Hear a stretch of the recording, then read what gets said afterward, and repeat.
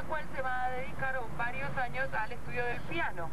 Y así que vas a tener influencia acerca de la música de ese momento en España. Esto va a ser hasta los 18 años, año en que muere su profesor, el señor Segura, y los padres no le vuelven a permitir que continúe con los estudios de piano.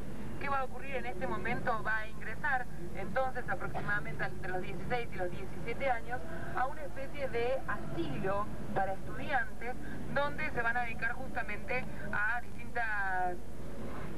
distintas artes, si se quiere, y ahí va a conocer Federico García Lorca a Salvador Dalí. Exactamente, va a conocerlo allí, van a convivir varios años.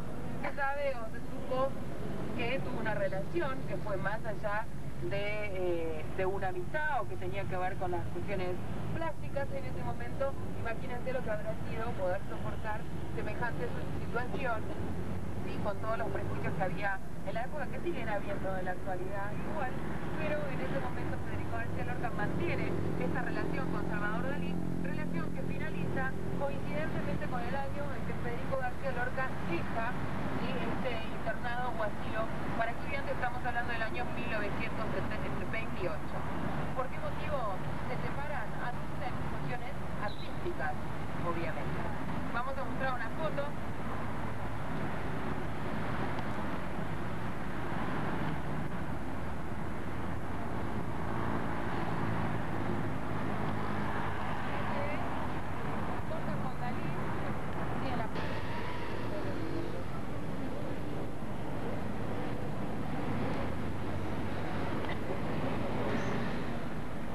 Mientras mantiene libros de poesía, estos libros se los va a financiar su padre, ¿sí? Y salen entonces a distribución a la calle. Posteriormente a esta separación con Dalí, esta separación de este asilo para estudiantes, Lorca comienza a viajar.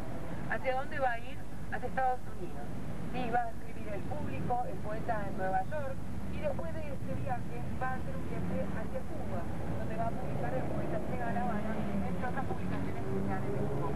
A raíz de estos viajes que realiza Lorca, de los cuales con Estados Unidos no queda muy conforme y ve con mejores ojos lo que estaba pasando en Cuba, y a raíz de este movimiento él comienza a darse cuenta que había otras realidades, que pasaban otras cosas, y con las publicaciones que realiza de leyendas y como poeta internacional de conocimiento público, y la vida de Federico García Lorca comienza a cambiar. Se publican también para este momento Bodas de Sangre, y estamos hablando que a partir de la publicación del año 1932 de Bodas de Sangre, Federico García Lorca, con las otras publicaciones anteriores, ya se lo considera entre los poetas más brillantes españoles de la época. Bajo estas circunstancias, entonces va a llegar a la ciudad de Buenos Aires, que yo le decía que estaba atravesando un momento bastante importante en cuanto a al aspecto literario y artístico de nuestra ciudad. Si nosotros nos remontamos un par de años antes, estamos hablando de la década del 20, comienzan ciertos movimientos literarios aquí en la ciudad de Buenos Aires que tienen que ver también un poco con la vida de Federico García Lorca. Y me van a decir, ¿cómo puede ser esto? Y tiene que ver con la cuestión cronológica, se desarrolla en la misma época, pero vamos a profundizar sobre esto en un segundo nada más. Van a aparecer grupos literarios que por excelencia se habla en la ciudad de Buenos Aires, el grupo Boedo y el grupo Florida. El grupo Florida con asiento aquí sobre la Avenida de Mayo, junto de los casos en el Café Tortoni, sobre la calle Florida, en la Richmond, la confitería Richmond. Estamos hablando de que se van a agrupar a través de la revista Martín Fierro, a través de la revista Proa y a través de la editorial Sur y la revista Sur, comandada por Victoria Campo, que entre la década del 20 y la década del 30 va a ser la embajadora cultural, si quieren, de nuestro país. ¿Por qué embajadora cultural? Porque ella se va a encargar de traer todas las cosas nuevas, todos los artistas que estaban desarrollándose a nivel internacional, traerlos a la ciudad de Buenos Aires para que comiencen a dictar conferencias. Y que hacía también a los artistas, escritores argentinos, que los enviaban también al exterior para que dicten conferencias. El mejor ejemplo de ello, Jorge Luis Borges, ¿sí? Que pertenecía entonces a este grupo Florida. En contraposición, Grupo Boedo a través de la revista Claridad, editorial Claridad, el señor Antonio Zamora, que va a tener esta idea original de crear esta editorial en el diario Crítica, escasas cuadras acá, en el diario de Natalio Botana, del cual vamos a estar hablando mañana, así que no les voy a decir nada más. Se encontraba acá un par de cuadras, diario Crítica, Natalio Botana, Salvadora Botana, mujer, ¿sí? Y es el tío abuelo de Maru Botana. ¿Sí? Bien. Va a comenzar allí trabajando en el diario Crítica y después se traslada al barrio de Boedo, donde comienza con esta editorial y este grupo. Un personaje característico, o quizás uno de los más destacados que más se recuerda, va a ser Roberto Ar. ¿Sí? Roberto Ar, el juguete rabioso, entre otras de las publicaciones, Los Siete Locos, exactamente. César Tiempo, que tiene una sala acá en el Café Tortoni, después vamos a estar finalizando nuestro recorrido, ¿sí? Entre otras figuras. El grupo Boedo, con tendencias más bien mirando a los escritores rusos, ¿sí? Dostoyevsky, Tolstoy, viendo qué era lo que pasaba con la realidad social de la época.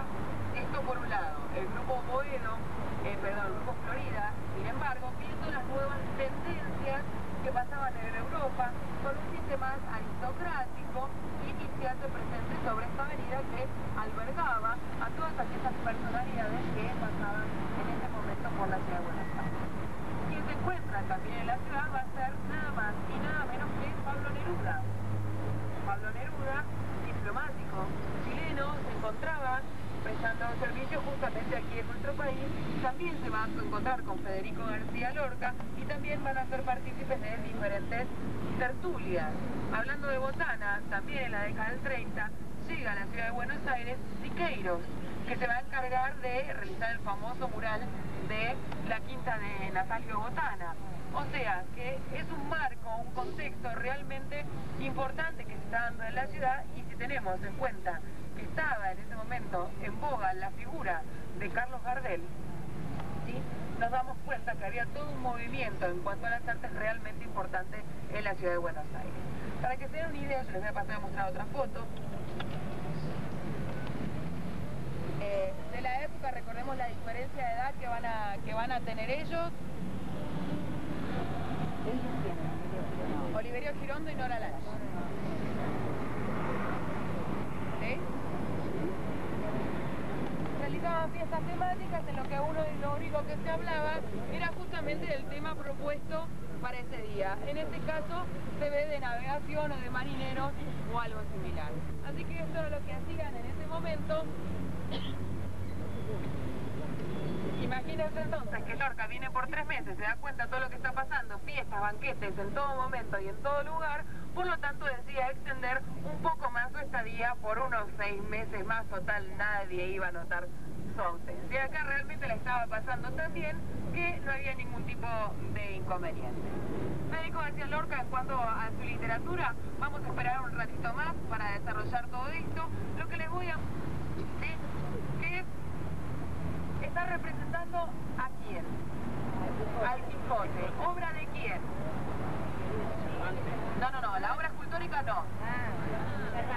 Exactamente, la obra de Cervantes. Cervantes, ¿de dónde era? Español. ¿Sí? Exactamente. Entonces, tenemos un monumento que está representando a uno de los personajes que está más destacado también en cuanto a lo que es la literatura española. Todo el mundo, por lo menos, ha escuchado alguna vez el tema del Quijote. ¿Sí? Exactamente, es bastante representativo de la literatura española del Quijote, un escritor español, una obra en realidad uruguaya en cuanto a su escultor, porque Aurelio Teno va a ser quien haga la figura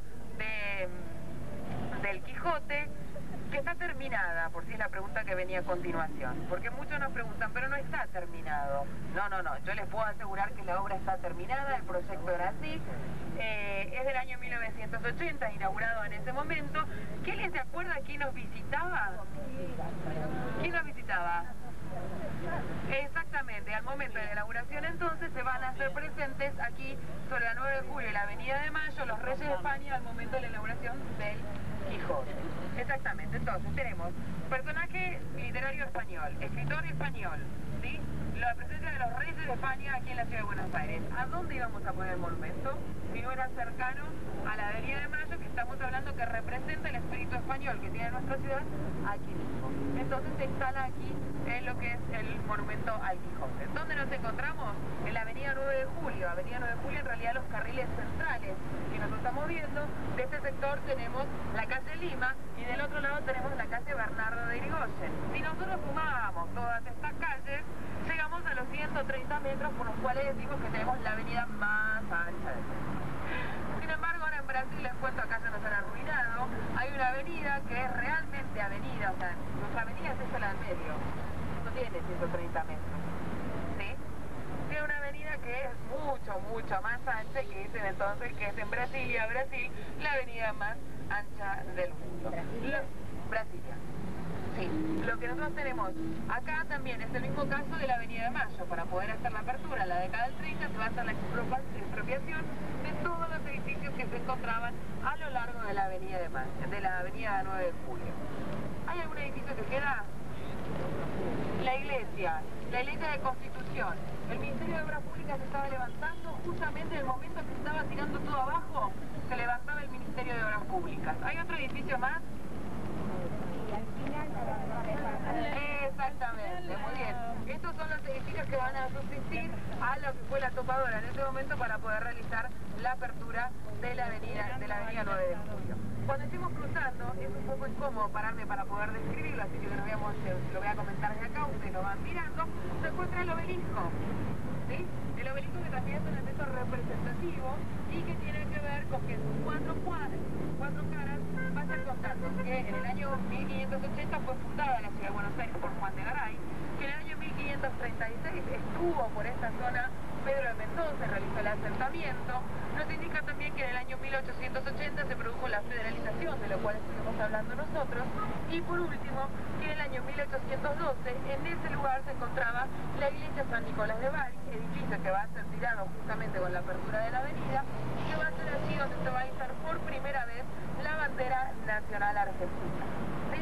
Así que con estas características, simplemente del año 1936, el arquitecto Prebisch entonces va a ser quien realice el obelisco. ¿Sí? ¿Alguna pregunta más hasta acá?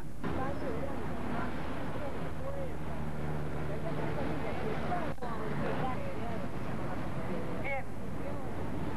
Bueno, valió la pena guiarnos estas cuadritas, ¿no? Este es uno de los edificios que es bastante difícil encontrar este tipo de arquitectura acá en la ciudad de Buenos Aires.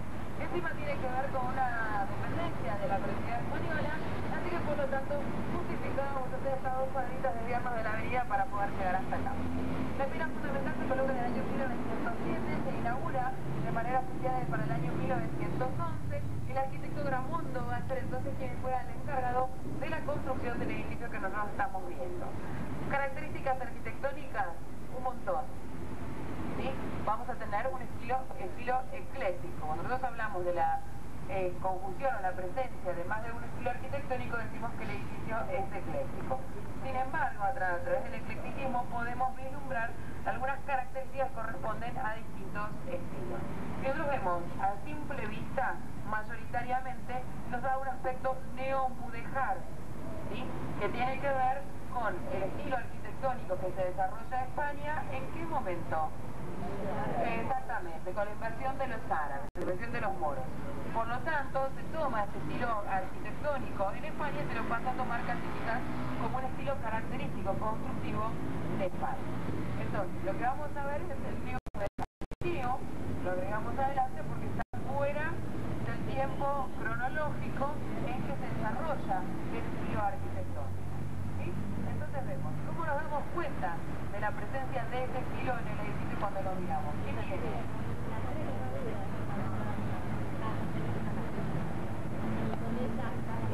Las arcadas, los arcos, si vamos a ver los arcos, son arcos de medio punto, esto es característico de la arquitectura italiana.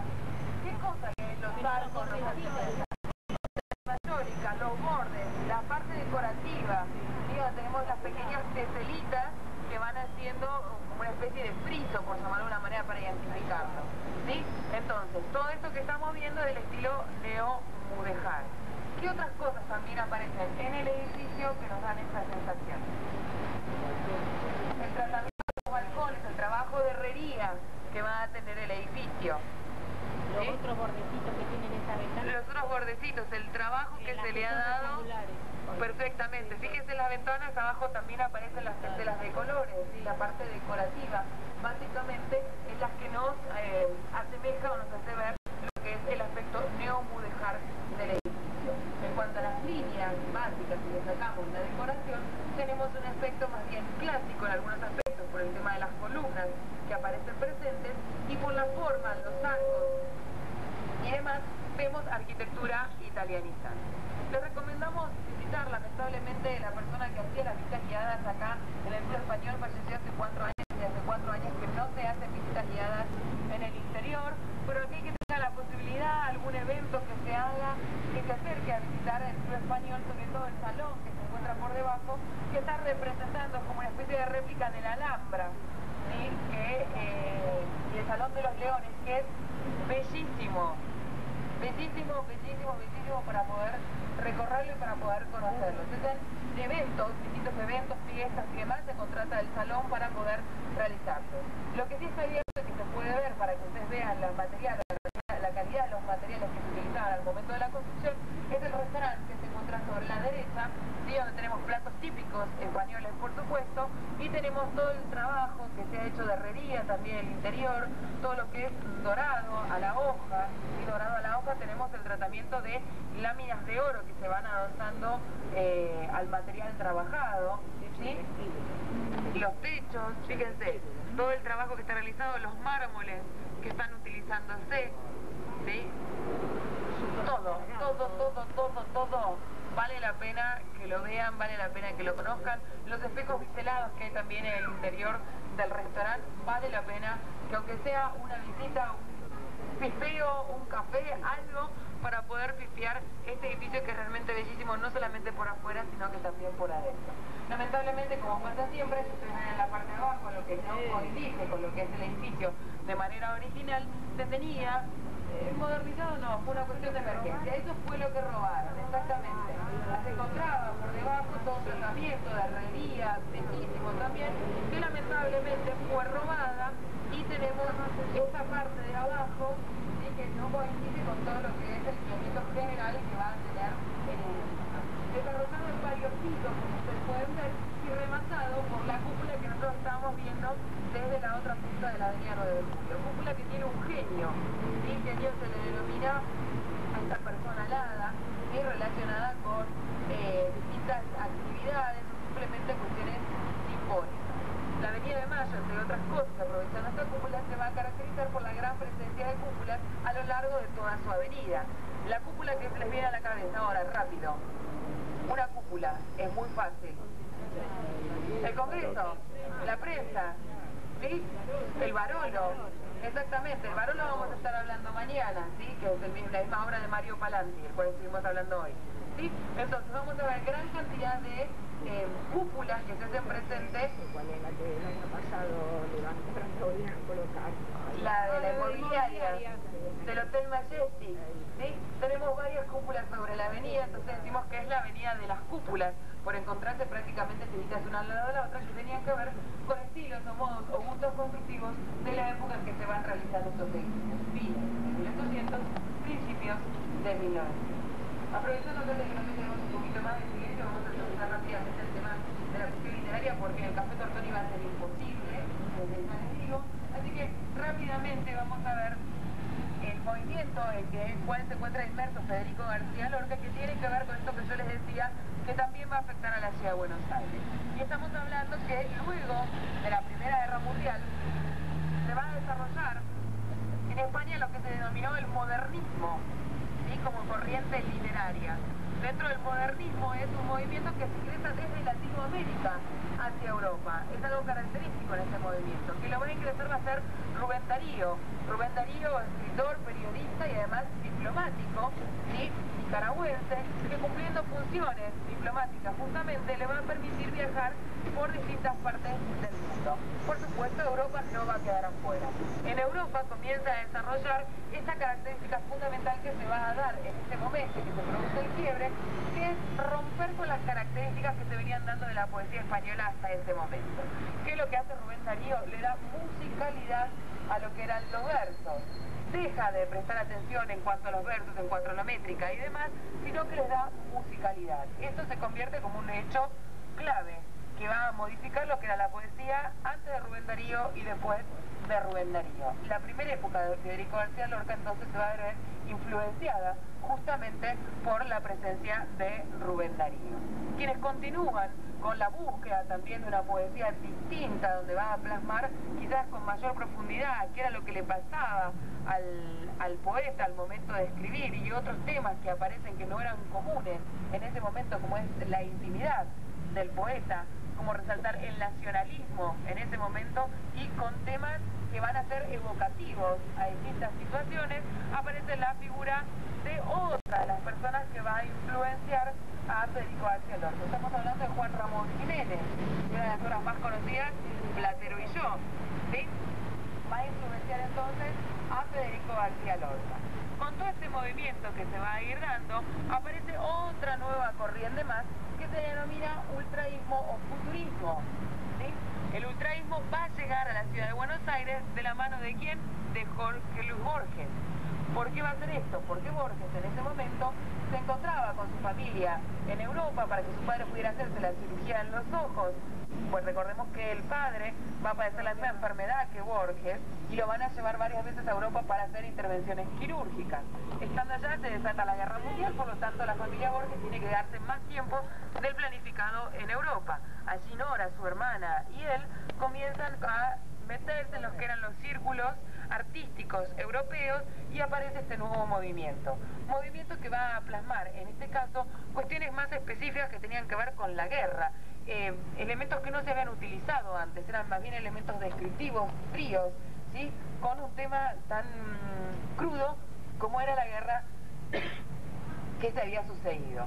En la ciudad de Buenos Aires se desarrolla este tema, lo va a traer Borges, en el grupo Florida va a ser común escucharlo, y también las revistas que habíamos mencionado antes, Proa, Revista Sur y la revista Martín Fierro.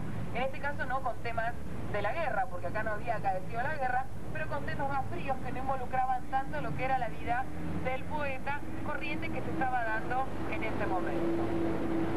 Después aparece el surrealismo, donde van a aparecer la imagen de una poesía irreal, algo ilógico, que se va a dar también en ese momento. Y por otro lado la búsqueda de la poesía pura, ¿sí? Donde aparece Salinas, Pedro Salinas, tratando de buscar bien el interior del poeta y lo más puro posible, y no fijarse tanto ni en la métrica ni en el sonido, sino fijarse en el contenido que va a tener la poesía en este caso. Y en este momento también surge lo que se llama el neopopularismo, a la cual pertenece Federico García Lorca, que va a ser una mezcla del ultraísmo, va a ser una mezcla de la poesía pura, va a ser una mezcla de lo que era el futurismo, donde va a tratar de congeniar todos estos nuevos movimientos usando distintos elementos, usando musicalidad, donde se va a tratar de poetas andaluces básicamente, que van a tratar de poner, ¿sí?, en vigencia o traer al recuerdo lo que eran las viejas músicas andaluzas, los romanceros, ¿sí? Por ejemplo, de ahí sale el romancero gitano, ¿sí? El cantejondo van a aparecer en este momento, donde van a tener esta relación con la música. Recordemos que yo dije que Lorca va a tener introducción a lo que era la música, Manuel de Fallas en ese momento, ¿sí? Y va a tener aspectos literarios. El ultraísmo le va a sacar las metáforas que utiliza el ultraísmo, va a sacar la profundidad, va a poner al poeta, ¿sí? El sentimiento del poeta, se va a hablar del amor, de la frustración, ¿sí? Todo esto entonces va a englobar la poesía de Federico García Lorca, y que por eso hace que sea considerado uno de los grandes poetas españoles. Esto nos lleva a que sea perseguido, por supuesto, cuando se desata la Guerra Civil Española. Él llega a España, pasa un tiempo ahí, se estrena en Yerba y se entera. Recordemos que la Guerra Civil Española se desata ¿cuándo? ¿En qué año? Exactamente, en el año 1936, en el mes de julio, se desata la Guerra Civil Española. Él se entera que su cuñado, el señor Fernández Montesinos, va a ser apresado y posteriormente fusilado, y él decide entonces tratar de buscar un lugar más seguro residencia porque sabe que está en riesgo su vida. Exactamente. Justamente en el traslado de la Quinta San Vicente, el lugar donde se encontraba como residencia quinta familiar, cuando está saliendo va a ser apresado justamente por los franquistas exactamente, y va a ser llevado a cautiverio. Este cautiverio va a durar 3 días, estamos hablando que el día 16 de agosto va a ser secuestrado y fusilado posteriormente el día 19 de agosto del año 1936. En referencia a lo que son los restos de Federico García Lorca, recordemos que en ese momento había fosa común, o sea, todas las personas que eran fusiladas eran tiradas a una fosa común, en algunos casos enterrados, en otros casos incendiados los cuerpos en ese momento. Lo que sí se sabe, lo que sí se está trabajando hace muchos años, y gracias a Dios tenemos el ADN el día de hoy, se está revisando justamente todas estas fosas comunes de la Guerra Civil Española para tratar de poder dar con los restos o con algún resto de Federico García Lorca para darle el entierro necesario y merecido de uno de los grandes poetas españoles como lo fue Federico García Lorca. La muerte de Federico García Lorca en realidad lo que hizo fue magnificar lo que fue la obra de Federico García Lorca, muy contrario a lo que se pensaba que se iba a olvidar la obra. Por el contrario, poeta joven, bastante trascendente en ese momento, se magnifica entonces la obra de Federico García Lorca a partir de ese momento. ¿Alguna pregunta hasta acá? 19 de agosto. ¿Sí? Vamos, seguimos caminando, estamos cansados ya. ¿Qué fue lo que funcionó originalmente? Lo que sabemos que fue una casa de rentas, ¿sí? La parte de arriba, que en la parte de abajo había negocio, pero todavía los historiadores no se han puesto bien de acuerdo acerca de cuál era exactamente el edificio que se encontraba funcionando acá. Hace poco tiempo fue restaurado por Casa Foga, que se hizo acá. Vieron Casa Foga ahora se hace en el Tigre, en el mercado de Tigre. Sí, en el mercado de frutos del Tigre va a estar Casa Foga aparentemente este año. Casa Foga estuvo aquí 1 año y este año funcionó lo que era el búnker de Rodríguez Zapatero. ¿Sí? Nosotros tenemos que tener en cuenta que no en vano hablamos de la hispanidad en la ciudad de Buenos Aires, porque se está proyectando también a través de la iglesia de Santiago Apóstol, que se encuentra en el barrio de Belgrano, muy cerca de lo que es el estadio de River, sobre la avenida Udaondo, que la ciudad de Buenos Aires sea decretada, ¿sí?, la quinta capital, la quinta ciudad o la quinta provincia gallega. En realidad, y esto tiene que ver con la gran cantidad de residentes gallegos que tenemos en nuestra ciudad, que en muchos de los casos supera el número de las propias provincias en España. ¿Sí? O sea, realmente es impresionante. Y si nosotros empezamos a contabilizar la cantidad de instituciones españolas que tenemos, no terminamos más. ¿Sí? Centro Gallego, Hospital Español, Club Español, infinidad, por decir algunas, ¿sí? de las que me vienen ahora rápidamente a la cabeza. Entonces, esto sirvió como el búnker de Rodríguez Zapatero para todas aquellas personas españolas que estén aquí en nuestro país, puedan ejercer el voto, y se hacía, se veía, se podía consultar todas las bases aquí en cuanto a Rodríguez Zapatero. Se reactivó, y una vez que estuvo esto se volvió a cerrar, quedaron las banderas nada más, los banners donde estaba la imagen de Zapatero los sacaron, pero ahora está cerrado.